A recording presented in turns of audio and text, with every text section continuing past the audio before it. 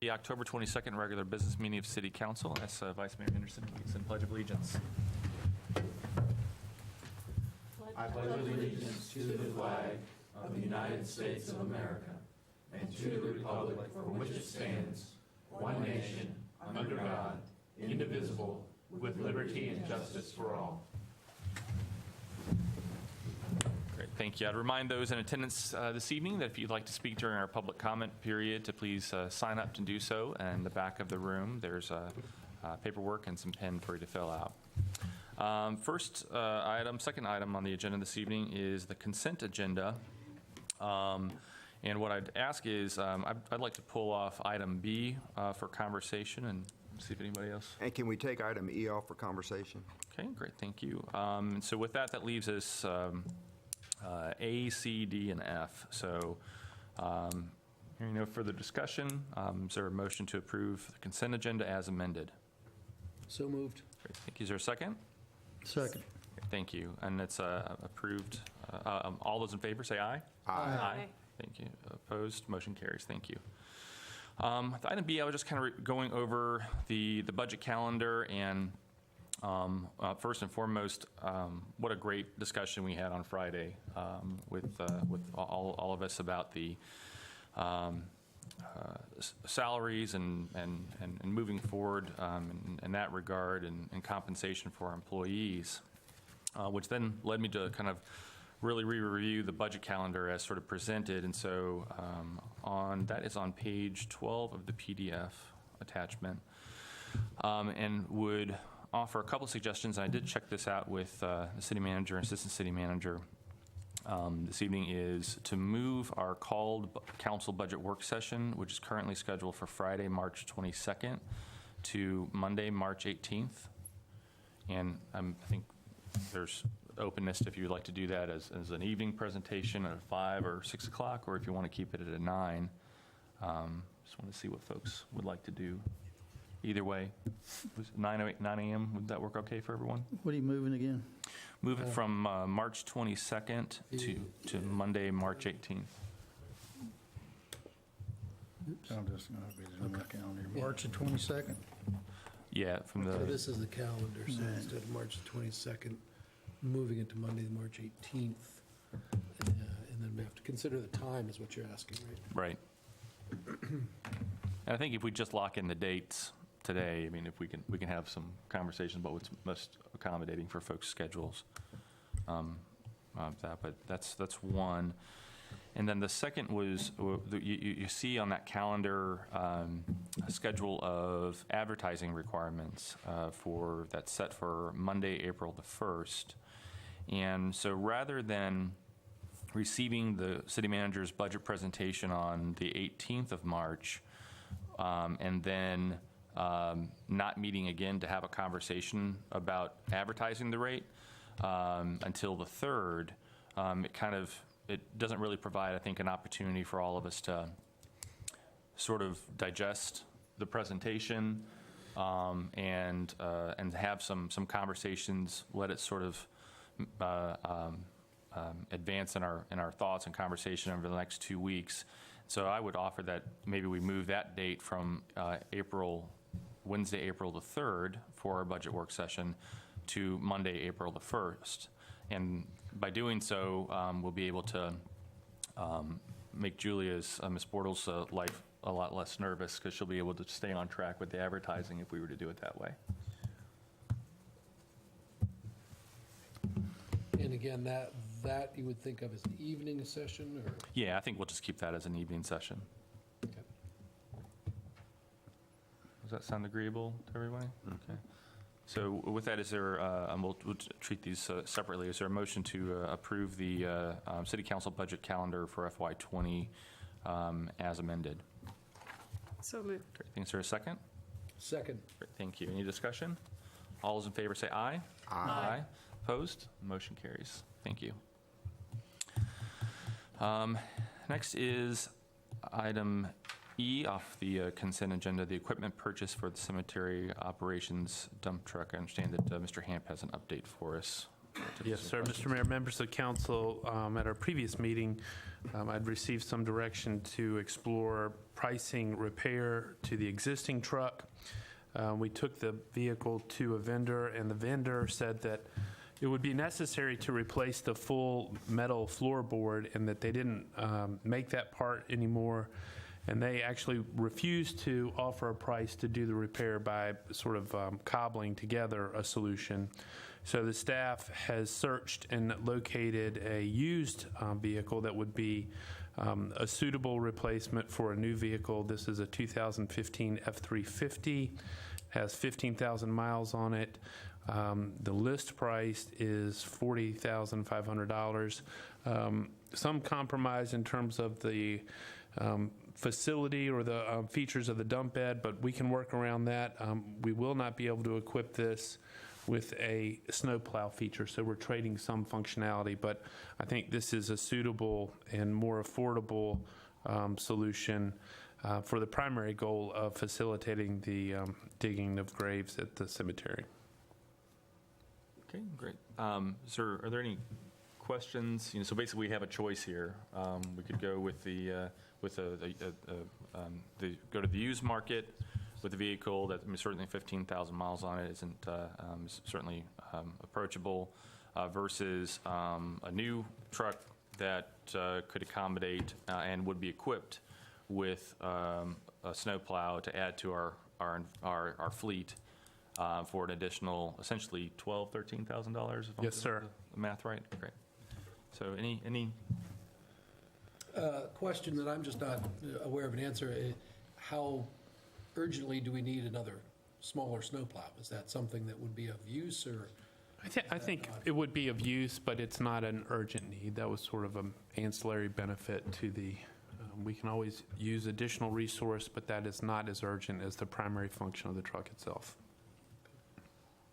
And the 53,000 for the new one, 53,700, that includes the snowplow package? Yes, sir, that's correct.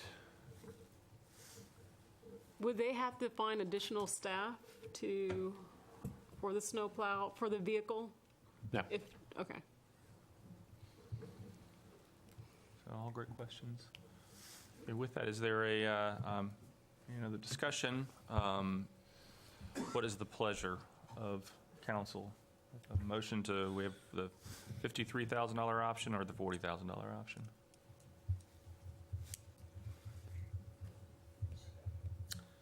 I guess my inclination would be, for that much price difference, getting a new vehicle that is unlikely to have service requirements and has the additional benefit of the snow package, that may be a smaller investment than having to fix a used vehicle in a short time.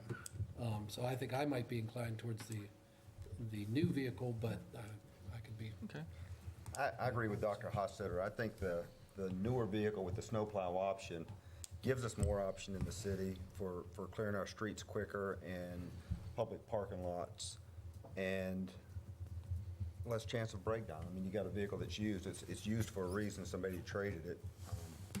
All right, well, it looks like we got some traction, so would you like to make that as a motion, Dr. Hossetter? I would so move to go with the new option as noted in the consent agenda at $53,766. Okay, is there a second? I'll second it. Great. Any further discussion? Okay, great, thank you. We have a motion properly seconded. All those in favor, please say so by saying aye. Aye. Opposed? Okay, the motion carries 5-0. Thank you. A great discussion. Thank you all. Next this evening are matters from council members. Do we have any matters that council members would like to share? I would just like to thank staff for the presentation they gave us last week on the employees' compensation packages and how the city's run. It was a very informative class. It was really, really well done. Thank you. Yes, thank you. I'll just give a couple updates. First is I wanted to extend a congratulations to Captain Kelly Walker, who attended the Crisis Intervention Training Program and was awarded the Coordinator of the Year through that program. And so much appreciated for his leadership. Also to telecommunicator Billy Hall, who attended the same program down in Roanoke and received the Communications Officer of the Year. So very proud of these individuals and all that they do to contribute to our city. We've touched on sort of what we've been up to, the Finance Committee meeting. Vice Mayor Henderson and I, and as a shepherded and conversation that Ms. Anderson and I had met with staff talking about potential neighborhood revitalization, small area plans as sort of a next step and another sort of bite at the comprehensive plan process. And we had that conversation Friday, very early, but very informing and appreciated. I had the honor of attending the Unity March with a local church group on Saturday, and had the opportunity to speak to that event and appreciated that. We had a slew of cooks attending the Men Who Cook competition for the warm shelter, and what a remarkable organization. And so my appreciation to Vice Mayor Henderson, Mr. Hamp, and Luke Juday, who participated on the city side, and then Sergeant Edwards for his participation on the police side as well, along with Sheriff Joe Harris. But what a great event. 22 pounds of mac and cheese. Takes about 2.5 hours to make, too, so everybody's keeping a record. So noted. So last night I was actually able to attend the Governor's Summit for Rural Prosperity over in Stanton, and met with they had about 6 or 7 of the governor's secretariats, and so enjoyed those conversations for several hours. And then lastly, another plug for our local election conversations that will be held next Monday evening from 6 p.m. to 7:30 p.m. at Kate Collins in the cafeteria.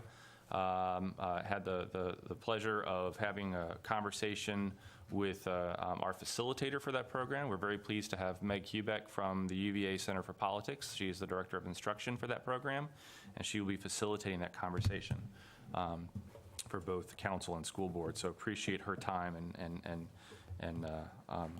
setting that time aside. So that's all I have. Terry, I do have one. Great.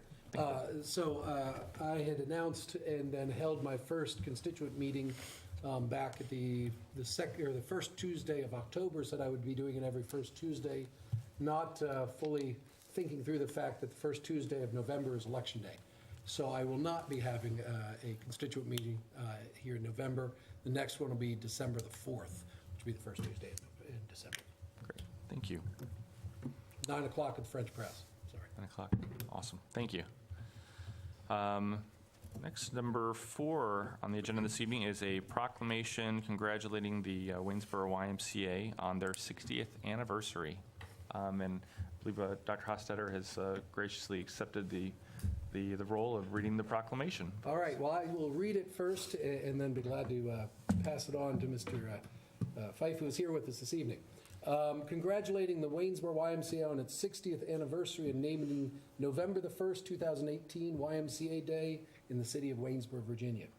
Whereas the first Waynesboro YMCA was a satellite of the Stanton YMCA with humble beginnings over the early Dawn Dairy Store in the 1940s, had a few card tables and a ping pong table. And whereas the YMCA eventually moved into 2 offices at 225 Market Avenue, currently the offices of Earhart and Associates, and later into a house at 723 West Main Street, and whereas the programs of the 1950s and 1960s were provided at the Stanton YMCA, Woodrow Wilson Educational Center Outdoor Pool, and the War Memorial Pool at Ridgeview Park, Fairfax Hall, and Jackson Wilson, and whereas a second branch of the YMCA was hosted at Rosenwald Community Center and called the Negro Branch, included a drum and bugle corps and other programming for the residents in that area. And whereas the Waynesboro YMCA filed for its charter in 1957, it was supported by a dedicated and committed group that wished to provide resources and programming for the community that built mind, body, and spirit, and was supported by top leaders of industry, schools, and government who rallied together for a common cause to have a generational impact on the surrounding region. And whereas the Waynesboro Y received its charter and officially became the YMCA of Waynesboro, incorporated on November the 1st, 1958. And whereas state and senator and local philanthropist Henry Dunlop Buzz Dahlburn donated his home on Wayne Avenue in 1963, where programming expanded and eventually the YMCA's first facility was built in 1967, including a gymnasium, pool, locker rooms, and handball courts. In 1989, the Y knocked down the Dahlborn home and expanded on the property with a second gymnasium and additional fitness space. And whereas the Y currently serves over 10,000 people a year in programs and events that focus on healthy living, youth development, and social responsibility, the Y never turns anyone away due to inability to pay and has provided over $1 million in scholarship for needy families over the last 10 years.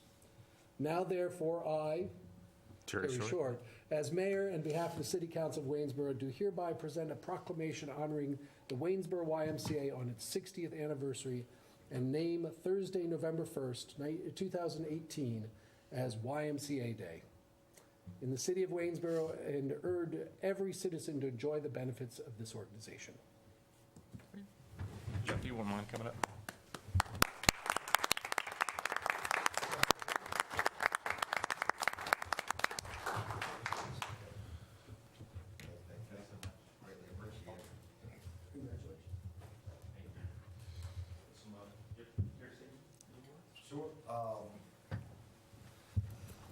Mayor Short, esteemed council members, city staffers, greatly appreciate this recognition. As folks are well aware, into the 40s, the Y has had generational and decades of impact in this community, be a center hub for this community. We look forward for the continuing excellence in programming and impact in Waynesboro, and highly encourage all of you all to attend and celebrate our 60th birthday party on November 1st at the YMCA from 6 to 8. Love to have you guys with us, and thank you all for what you do for our community and recognizing the YMCA and our 60th birthday coming up November 1st. Thank you all. Great, thanks. I have particularly enjoyed the Facebook posts, all the photographs of, it's one of those things of, I still consider myself a newbie, 13 and a half years, but what's so interesting and so cool about our community is you look to these leaders, these past leaders of our community that believed in who we were, knew the value that the Y could bring to our community, and the generations that have come and gone to support it year after year.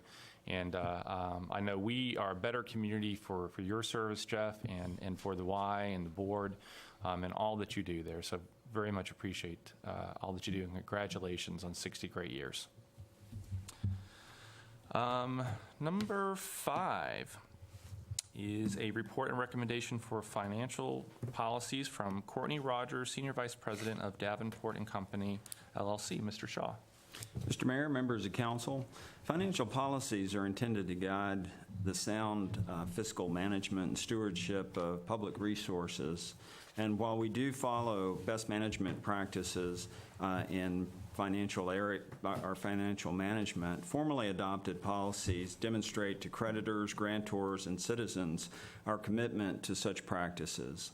And I think it's best to consider these policies in advance of a situation where you have to apply them. So in other words, in advance of a borrowing, it's good to establish policies in more the abstract.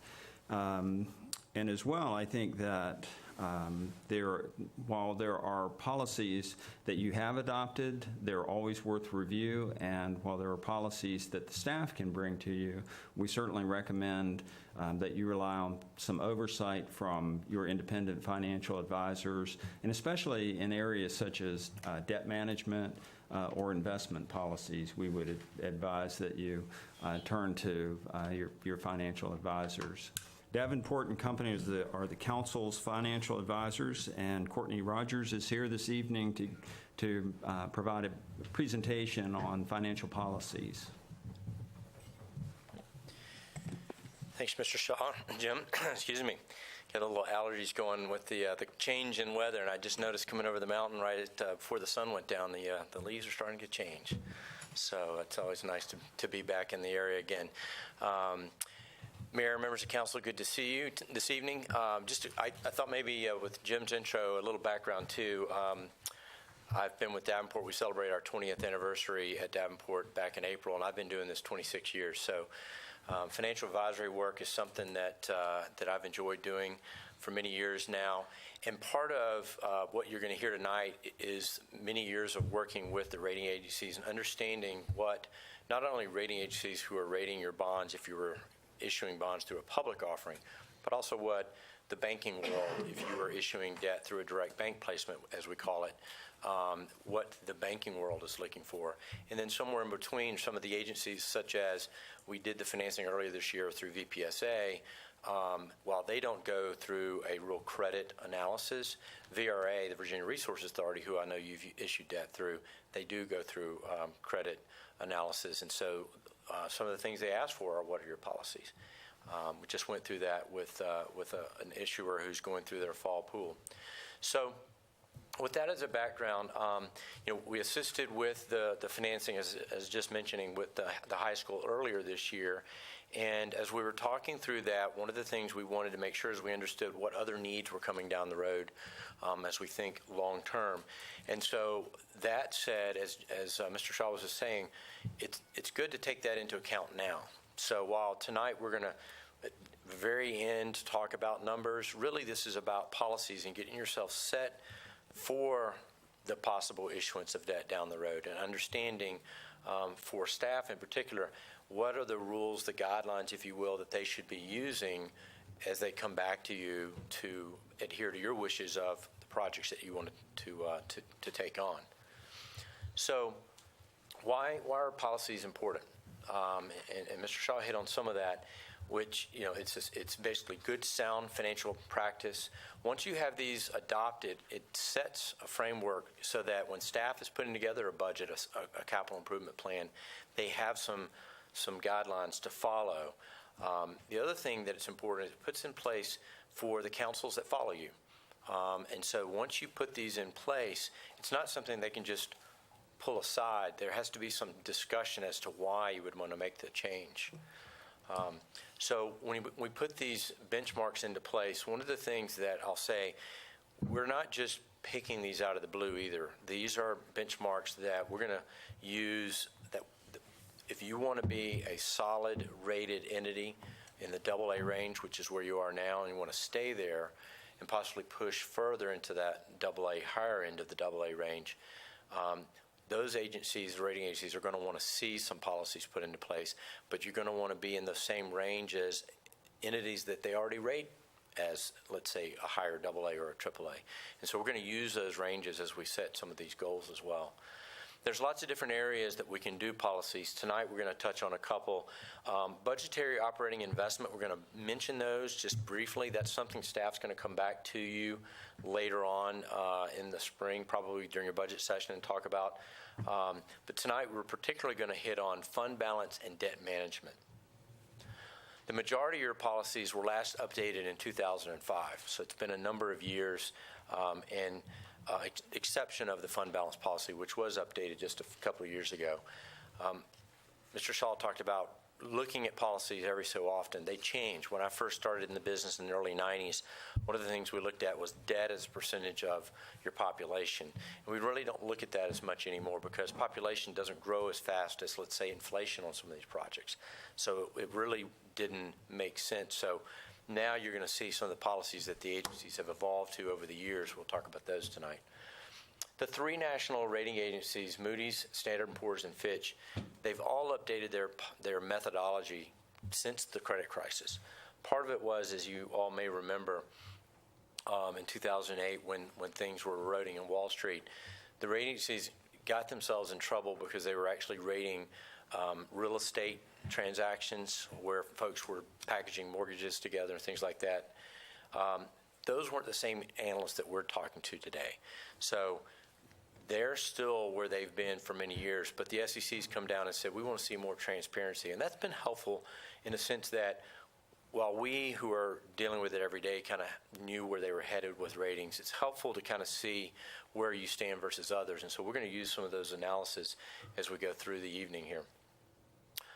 So we're going to look at your existing policies too, and then we're going to take those methodology updates into account as to where they're comparing you with other similarly rated entities from across the country, because that's really what they're doing. If we were to go to them for a rating, they're comparing you to similarly sized, similarly rated entities in other states like Texas, California, Montana, wherever. So these policies are meant to be guides to make it easy for them to compare you with others. So with that as an overview, why is a credit rating important? Well, first of all, it's a big determinant in what interest rate you might get if you're going to the bond market, or even if you're talking to the banks. While the banks are going to do their own internal analysis, they still like to know where you're rated.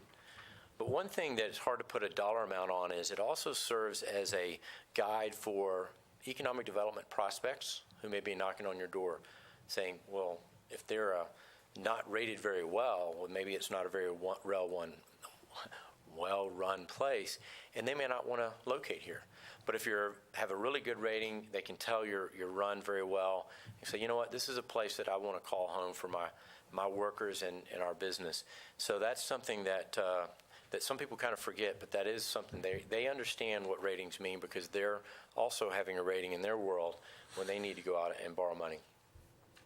Strong access to the credit markets, especially in times like 2008 and 2009 when the credit markets were very weak. Those with the best ratings had good access to the marketplace. Those with weaker ratings, they paid for it. They paid for it in higher interest rates or no access at all. So that's important as well. So as we look at what makes up a rating, these last four things, you've got the local economy, financial performance, debt, and management. While local economy, you don't have as much control over that. It's a big ship. It takes time to steer. While you can make some changes as a council, really it's financial performance, debt, and management that you control the most. And so as a part of that management, as we look on the next slide, management is going to be one of the keys where policies come into play. This slide, and we only talk about Moody's and S&P because Fitch did a different approach when it came to the way they changed their methodology, and they don't have percentages. But those four areas I just talked about, the economic base in the upper left corner, you can see Moody's and S&P give it 30% of their rating. So demographics, the tax base, your industry mix, local and regional growth patterns, those all are the things that they're looking at when it comes to economic base. Financial performance and flexibility, again, 30% each. They're looking at revenue and expenditure patterns. They're looking at budgetary performance, your fund balance, how many dollars do you have in the bank to help in case of an emergency. And then are you planning? What's your long-term financial plan look like? Then at the bottom, this is where they differ a little bit. Moody's puts a little bit more stock in debt at 20%, S&P only 10%, because S&P puts more into management. Because over the years, they've decided that management is a better indicator of ratings than maybe the amount of debt you have outstanding or the amount of pensions you may have. So when you look on the management side, you'll see that financial forecasting and management is important, consistent budgeting practices, what kind of the services that you're providing, your ability to provide those services. But the last one is what we're going to focus on tonight, and that is adherence to long-range financial planning and policies. So where are you now? So right now, you'll see that you have a rating by S&P at a AA-, and that was upgraded in 2014 from an A+. The city had in the past carried a AA3 rating by Moody's, but you paid that debt off. And so once the debt went away, they basically don't carry the rating technically. That rating was withdrawn in January of 17, so fairly recently. So the AA3 and the AA-, you're right there at the bottom of that AA category. So one of the things that you'd want to look at is, what can I do to make myself stronger to move up in that category? We thought it might be helpful to walk you through when S&P did their upgrade in 2014. What they did is they look at, the percentages we just talked about, they broke them down a little bit further. So you can see the local economy at 30%, then you've got budgetary flexibility at 10%, and we'll go through each of the different ones. So local economy at 30%, they give you an adequate. They do a scale of 1 to 5, basically, with adequate being the middle as a 3. Very strong is the top, strong is the next level up. So one of the areas, obviously, if you can get the next level up to a strong economy at 30%, that's going to mean a lot in terms of the point structure. I suspect, reading into their what they said in their report, part of it is we know that you've got a very large industry here, and so that's something that would weaken your economy a little bit, and that's probably why you ended up at the adequate side of things. Budgetary flexibility, reserves, you were the strongest. You actually got the highest grade there, so that's very good. Budgetary performance was adequate. And one of the reasons why it was not any better than that is when you look at, there was a slight operating deficit. In other words, when you looked at actual revenues coming in that year versus the expenditures, you actually had slightly more expenditures than you had revenues coming in that year. And then when you look at the total governmental funds, not just the general fund, it actually was a slightly larger deficit. So that's one of the things you want to keep in mind. Liquidity was very strong, so that's, whoops, I was trying to get to the pointer there. Liquidity was strong as well at the very top end, so that's very good. Management conditions at 20% was strong. So the next level up is very strong, and that's an area we highlighted there in blue because that's an area that updating these policies could actually help get to the next level.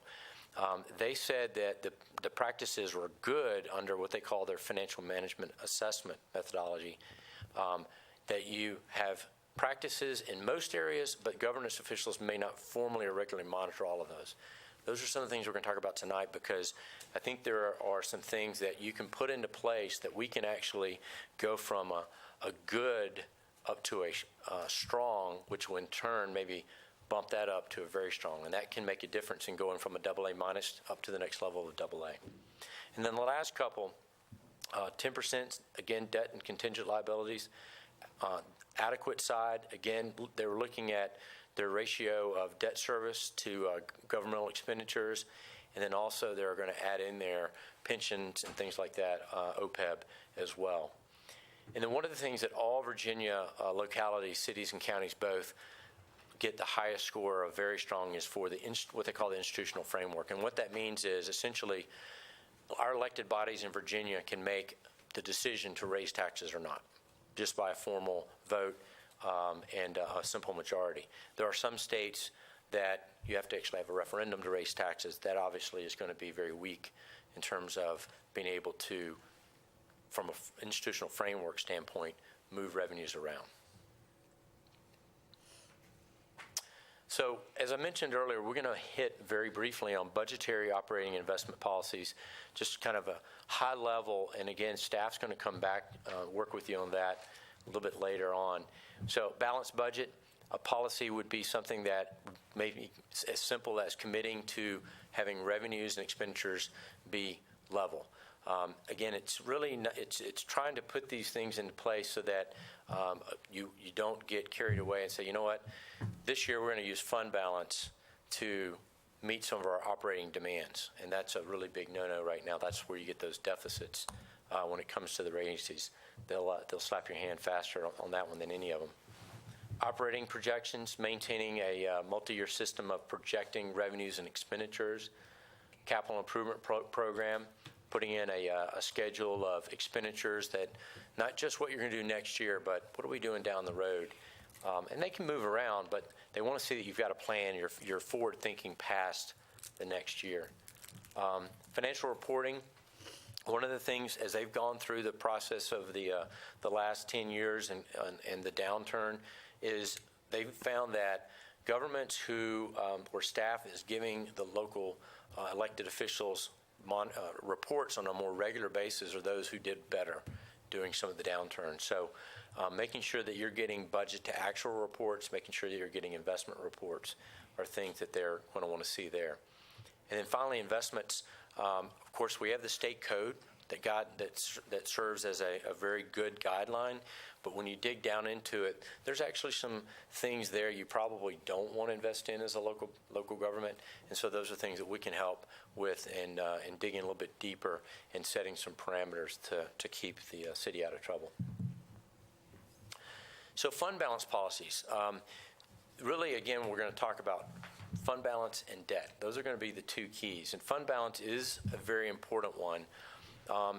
For those who may not have ever gone through a budget or gone through financials of a local government, they may say, well, why do we need fund balance? Those of us who are getting paid on a regular basis don't typically carry big fund balances at home. But what folks may not realize is that local governments in Virginia get paid, if you will, revenue-wise, in big lumps a couple times a year when they're collecting the major taxes, the property tax. And then, of course, some of the smaller taxes like sales tax come in regularly, but those are not really what's driving your budget. And so as a result, whenever we measure financial performance, which is June 30 in Virginia, we need to have a certain amount of fund balance on hand on June 30th to carry us through the low points, which typically fall right before your collections happen. Usually it's right around Halloween and right around the end of April are the low points for Virginia governments who are collecting in basically June and December. So as the bills go out, and particularly the folks who collect money for those who have mortgages usually start paying those pretty quickly. So in November, money starts flowing back in. But we're measuring again at a different time of year, June 30th. And so when you think about that, you've got to have enough money to carry you through those low points. And we've done, it's been many years, but we did an analysis for local government in Virginia, and about 8% is really what you needed with today, with basically the cycles of monthly cycles, 8% just to operate. If you go below that, then you're starting to really have to hold bills back.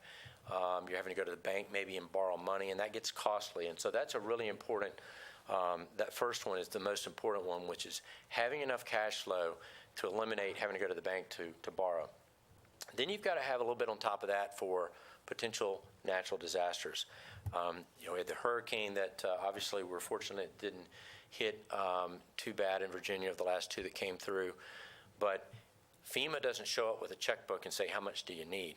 They basically come in and double check behind you and make sure that you've spent the money the way you're supposed to, and they reimburse you. And sometimes that can take many years. I know James City County had a straight line winds. It took years to actually get the money collected, and having to collect all the receipts and whatnot. So you want to have some funds on hand for emergency situations, especially like natural disasters. Then you never know, like, when it does rain, we call it the rainy day fund a lot of times. When it does rain and you need those funds, you want to have that on hand. And also, if let's say you're thinking about going and doing a bond funded project, but you want to get going sooner than later than actually going out and borrowing the money, you want to have some money on hand to be able to do that. And then it also, at the end of the day, helps mitigate other financial weaknesses that you might have. It might offset a weak economy, for instance, when you're going to the credit markets. So those are things that help when it comes to having a good fund balance for why it's important. So where you are right now, your current policy is that your unassigned fund balance in the general fund, basically, again, on June 30th, of any fiscal year be no less than 110% of 2 months of regular operating expenditures for that year. So when you equate that to on a percentage basis, it's basically about 18% of your expenditures. And then one of the things that I'll say that staff did a great job, because not everyone has this, and that is, what are we going to do with the money, either, if you're above that policy or below the policy. And so you've got a policy here that says you'll transfer anything above that over to, you can transfer that over to capital projects essentially and commit that, or if you're short, you can go back into that committed fund balance and pull money back. And so that's a good thing. You actually have a plan for being able to pull it back. And if there's not enough money, then you'll have some type of a plan that will basically put it back into compliance by the end of the next year. And so that's a really strong thing that is something the agencies love to hear. So as we think about it, one of the things that we looked at, and we'll talk about it on a few pages here, is looking at the way it's calculated. Right now, you're calculating your expenditures as just being the general fund, but we want to point out that some of you may remember not that many years ago, the state almost didn't have a budget until the very end of June. And the state funds your school system. you fund your school system as well, but what happens if the state doesn't have the funds? Where are they going to get money? And so we want to calculate your fund balance not just on the general fund, but also on the school fund, add them together. Because technically you're the bank at the end of the day for the schools if needed. And that's frankly the way that the rating agencies are used to seeing it when they compare you to other Virginia localities. And so that put you on par with being compared to other cities and counties around the state. So there's a lot of numbers here. So sometimes it's easier to follow the graphics. And I'm going to point to the graphic in the upper right corner. And this is basically your unassigned fund balance, general fund, as a percentage of general fund and school expenditures. So what we've done is there was your old policy, which was at 15%. Now it's technically it's 18.3 as it's jumped up in 2016.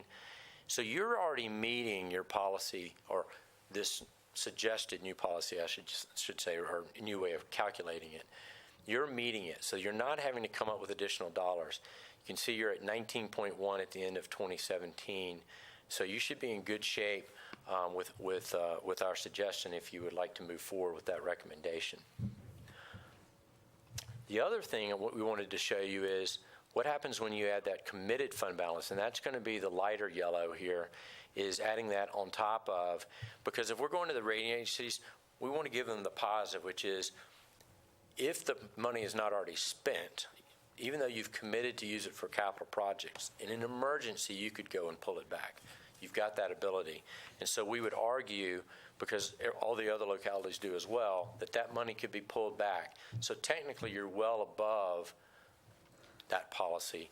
And so you've got, and which is why you got that highest score from S&P, because you, in addition to your just unassigned fund balance, you had other dollars available, and I'm sure they gave you credit for that. We put in here just so you could see a little bit finer detail of what the committed dollars are for in here. But so we go back to the current policy. In our proposed policy, really the only change is adding some language we've highlighted here in bold and italics. School operating fund expenditures, and we want to make sure we're not double counting your transfer from the general fund over to schools, so it would be net of the general fund transfer. So we're basically taking your budget and their budget, adding it together, but then taking out the transfer so we're not double counting those funds. And then the other thing in terms of use of is maybe being a little bit clearer in terms of how you're spending it.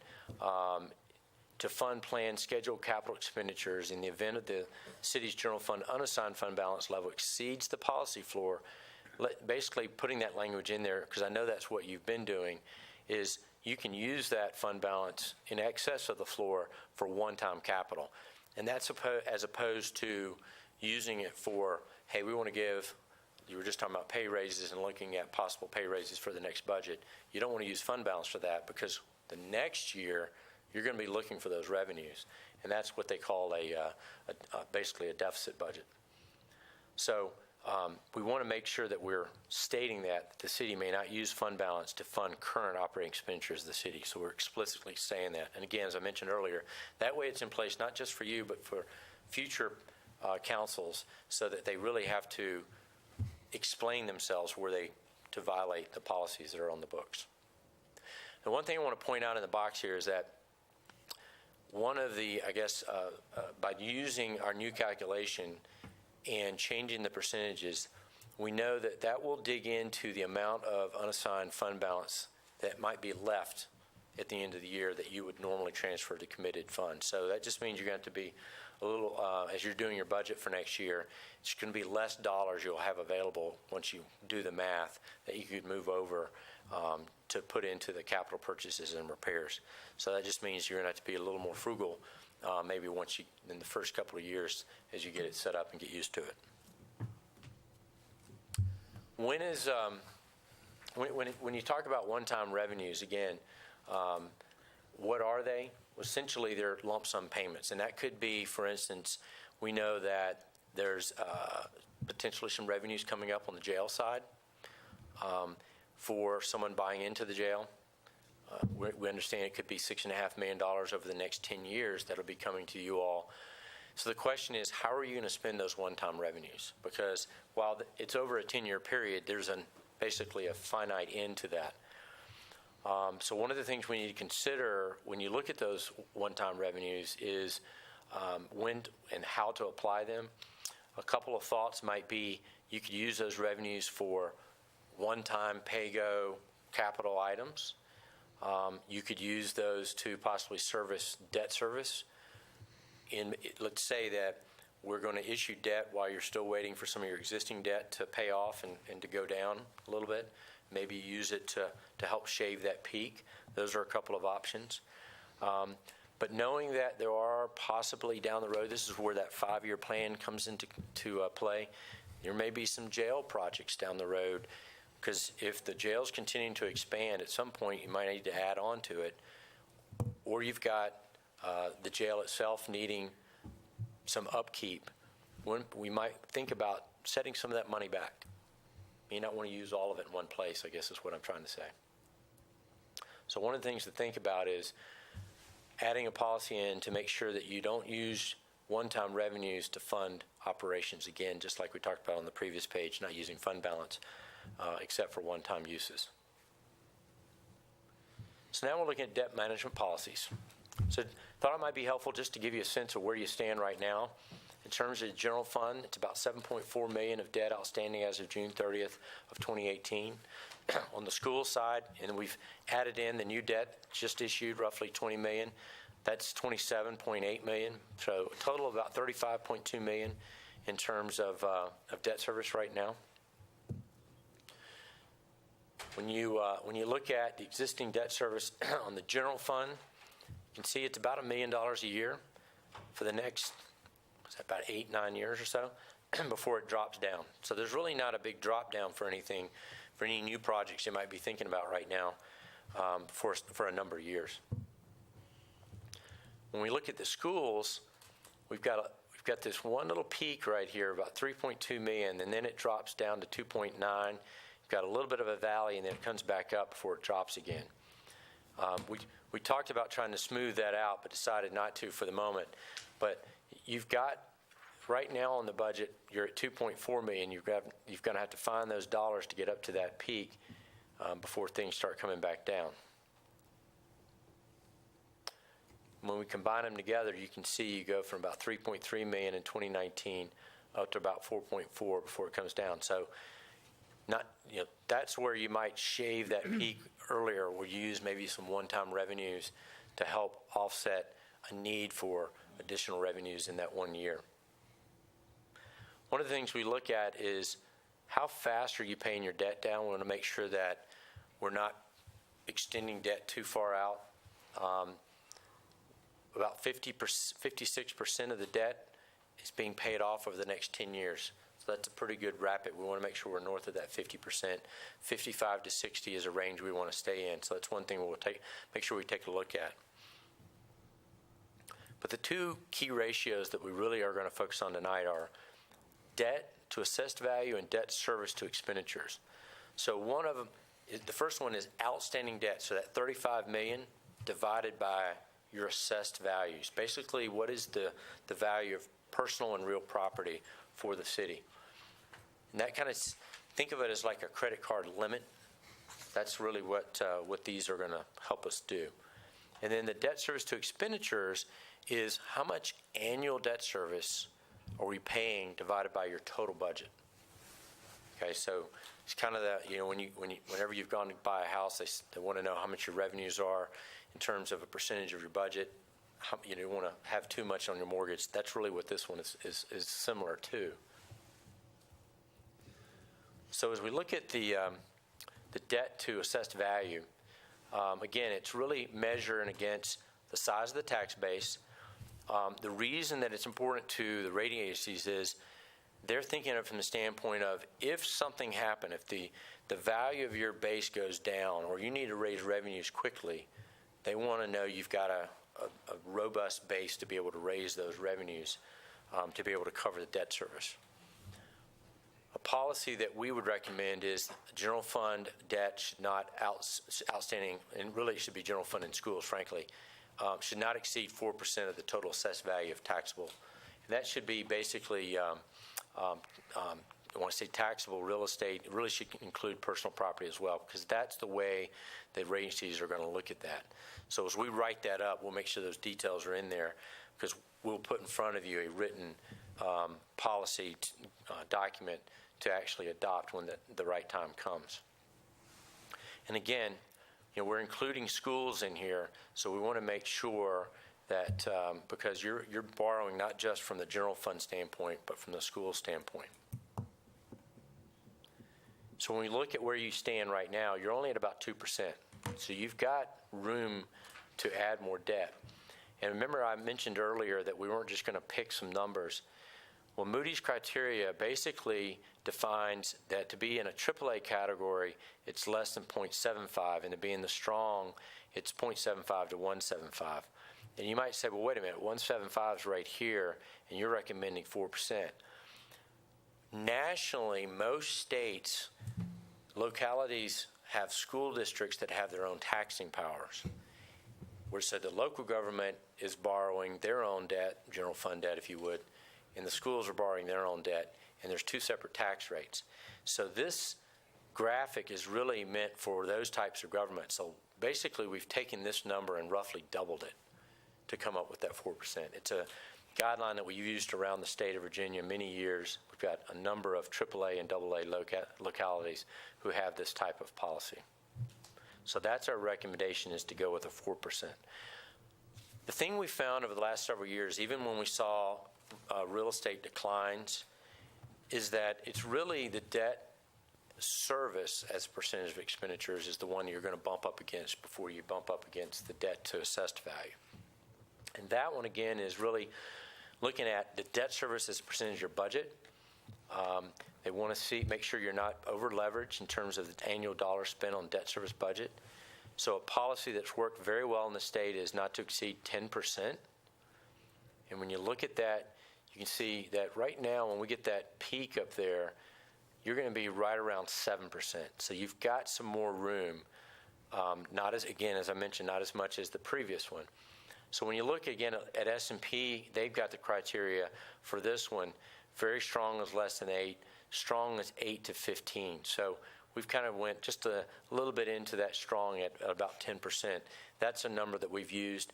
We've seen some folks go as high as 12%, but we thought we'd start with 10% as a policy for now. So when you think of it, there's two ways to look at this. Capacity is how much can I go out and safely borrow, meeting those two guidelines. Then the other side is affordability. So I still have to pay that back, right? We still got to pay the credit card, the monthly bill. And so we thought what we'd do is, rather than get into projects today, again, this is about policy and thinking toward the future, we're happy to come back and look at specific policies down the road. We wanted to take the two key ratios and say, well, which one is going to limit us first? And you saw that debt service to expenditures had the closest, at least to the bar, going from 7 to 10. And so if we assumed a 20-year amortization, level debt service. This is a very conservative interest rate. Today, if we went to the market, we'd probably be in the 3.75% range maybe for 20-year debt. So we're being conservative. So without exceeding that 10% policy, you could go out right now today and borrow $26.8 million. And that would take up the rest of that 3%, if you would, in 2019. We assumed that your budget would grow. I think we used 2%. And so while, remember we had that peak of debt service, which is why it's 0 in 2020. When you have a little bit of the drop down in your debt service naturally, as well as the growth of your budget, we're able to add a little bit more over the next 5 years for a total of around $33 million. So what we did on the next page, we want to show you, we said, you know what, let's just assume we went out and borrowed $25 million, just for the sake of argument, and we went out and did it right now. Debt service would basically begin in 2020. We assumed 4%, basically current market, which is, when we ran this, was 3.5%. It's bumped up a little bit since then. And then what would that look like? Well, essentially, it's about $1.8 million of debt service over that 20-year period. a little bit of just interest only in 2020. All in, about 4.11%. The question is, how much would you have to raise? And again, we know you have other revenues, but the big revenue is the tax rate. What would be the equivalent tax rate in order to raise 1.8 million? It's roughly 10.5 pennies on the real estate tax rate. So that's, wanted to give you an order of magnitude just so you could kind of see what 25 million would cost if you needed to go out and borrow that in the public market. And then once we put that into those graphics, that 25 million, you can see no problem there on debt to assessed value, but we'd be right up against the debt service to expenditure until the debt service started dropping down a little bit. And then again, this just kind of shows you where the additional dollars, how much is needed over the current budget, what that impact would be. So hopefully that's helpful and gives you a sense of at least the affordability side. Happy to answer any questions, Mr. Mayor, in terms of the actual policies that we've talked about. I think the next steps would be basically for us to work with staff and actually put it into writing and show you what your existing policy is and then highlight what the new language would be, and then get that into a document that would come before you at the right time for your approval. And then down, as I mentioned, down the road, staff's going to come back to you with budgetary, operating, capital, and investment policies that we'll hopefully assist with at the right time. Great. Thank you. Thank you very much. Any questions? Well, I've got one, and maybe just both for me and I think for all citizens to remember this was sort of the hypothetical. You were giving us ideas of Absolutely. If we had these policies in place, what would these limits be, and how would that change how we move forward? We're not talking about we have to go out and borrow this money and raise this. Absolutely. Just to clarify that this is an illustration of what it would mean. Right. I think is something to keep in mind. Great. You got Thank it. you. One question I had was related to the policy sort of recommendation of course, we're already doing that, and that we're acknowledging school debt and sort of melding that together. I was wondering if you could speak a little bit to your experience with other Virginia communities, and so that's obviously a standard practice that if they're not doing it, you would recommend that they do that. And because, I mean, in the General Assembly, it has become increasingly difficult that, as you stated, that their revenue forecast, what the state's contribution is going to be, is coming later and later and later and later into the year, well past contracts, when contracts are issued with school teachers. And so while obviously we're already in a position, we've kind of been doing it for the past several years, fortunately, it really doesn't. I mean, I appreciate that the rating agencies sort of recognize that, but I mean, 110% of a 2-month, it doesn't really accomplish a whole heck of a lot if there's a 15% reduction in state allocation. So Exactly. No, you're exactly right, and it does tie your hands, and the state knows that, but it's tough. It's hard for those of us with small voices for them to listen to us. Yeah. But yeah, and I know that's tough from a budgeting standpoint, of especially from the school side, because they're the ones that really have to try to, and with as many employees as they have, to try to figure out how to make things work is tough. And that's sort of the dichotomy here that I'm pointing out, is that you've got a rating agency that says, "Great job, folks. That's the way to do it." But in reality, we're basically setting up additional reserves into a pot that really doesn't Right. mean a whole heck of a lot. And but it's a good chunk of change. It is, and at the same time, they don't want you to see you pulling it out of fund balance to pay for those salaries either. So it's like Right. it's a push-pull there. It's like a no-win situation. Yeah. So, Interesting. Thank you. Any other questions? I appreciate okay, you bet. Thank you. Thank you. All right. Back to my spot here. All right. The next on the agenda this evening was is an ordinance, is to consider introducing an ordinance appropriating a portion of the government facility maintenance reserve in the amount of $3,429 to the general fund for fencing at the Old Presbyterian Church Cemetery. Mr. Ham. Pardon me. Excuse me, Mr. Mayor, members of council, this is a project that has been receiving some attention in past years and have finally made significant progress or meaningful progress toward accomplishing this endeavor. The $3,429 reflects 50% of a quoted cost to install about 155 linear feet of fence that looks similar to that behind the police department. It's slightly more ornamental in nature. But this would be a partnership with the Red Brick House Committee. They have some funds that are available, so we've mutually and tentatively agreed on a 50-50 split in the expense. Also, the Historic Commission has been forwarding this project and supporting it, and we finally brought it to a point where it can be presented for council's consideration. Great, thank you. Is there, are there any questions? Is there a motion to introduce the ordinance? So moved. Great, thank you. So any ordinance introduced this evening we'll take to consider at our next meeting. Next one is item 7A is to consider introducing an ordinance appropriating an inclusive practice partnership grant in the amount of $3,000 to the school funds to be used for salary stipends for Winona Elementary School. Mr. Hamp.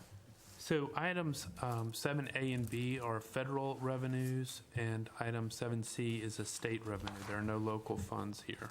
Okay, great. So we've got the explanation for both. Is there any questions? Okay, is there a motion to introduce 7A? So moved. Okay, thank you. 7B is to consider introducing an ordinance appropriating Title IV Part A student support and academic enrichment grant in the amount of $17,000 to the school funds for supports, staff stipends, and staff development. Are there any questions? Is there a motion to introduce that ordinance?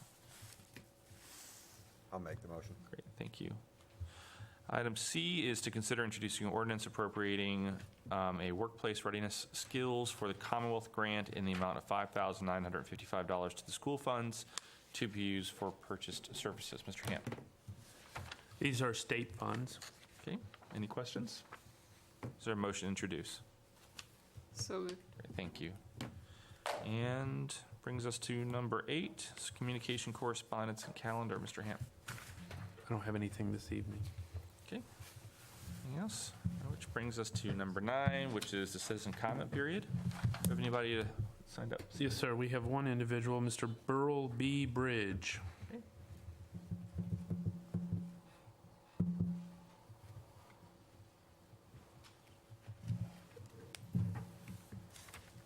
Mr. Bridge, if you wouldn't mind stating your name and address for the record, please. And then I'll let you know, I rarely remember to do this. We have sort of a traffic light up here, and when it green means go, yellow slow down, and then red means if you could conclude your comments. Okay. But thank you for being here. Thanks, sir. Your name and address for the record. My name is Burl Bryant Bridge, and I live at 1362 10th Street in Waynesboro. Okay. The reason I come here, I've talked to a couple people here tonight about these, I hate to say it, these slumlords. You try to rent a place from them, do right with them. I'm disabled, a lot of you know, due to cancer and everything. Now I'm going through liver cancer. I don't have no other family. All I got is my small little dogs and 14 pills in the morning and 17 at night to stay alive right now. I've asked Social Service and Salvation Army and Social Service see if they can't help me. I had a lawyer to go with me, supposed to go with me to court of his slumlord. And the lawyer never did show up.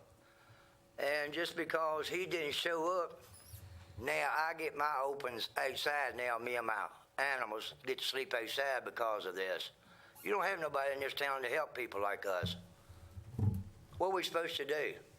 We done went through all y'all's red tape and everything. We got 178 people that's homeless now out here on these streets. We got empty buildings. This is a tax write-off. If this gentleman wants to go open that old place down there by the Wildlife Center and help the homeless, it's a tax write-off for the government because he's helping people. That's just like for that truck. It's nice to have new equipment for everybody to do things right. Best thing to do is go to a sheet metal shop and then put a floorboard in there, 14-gauge stainless steel for $500, and it's like a brand new truck. You can get in and stomp on it. But we got to use our mind and our money more thankful than just throwing it out. Here we got, like me. Now, after tomorrow, where I live at, I don't have no place to go, no family to go to. What am I supposed to do? And like Social Service always wants to take my animals or service by the federal law and state law. One of them was my wife's dog, and she's been dead 9 years. Everybody wants me to get rid of them so they can put me in a mission. That's not going to help me or my cancer. I got to have stuff. I can't remember the young lady's name. I make these for a living for people like me. I don't ask for no money. And I gave one woman today a pencil that she'll have to sharpen the rest of her life. It's happiness out of my heart, and in my mind, God said to help others. I made her smile. And it's a pencil that you'll never have to sharpen, but it's my love and showing to her, you know, how much that I appreciate her, what she's doing for me. But we need more help out here for this homeless people, people like me, disabled, no family. Like tomorrow night, where am I supposed to go sleep with me and my service animals? Nowhere. I thank you for your time, sir. Great, thank and the you rest so of much. y'all. Thank you. Anyone else? Great. All right. That moves us to item 10 for adjournment. Is there a motion to adjourn? I'll make the motion. Great, thank you. Is there a second? Second. All right, adjourn. Thank you.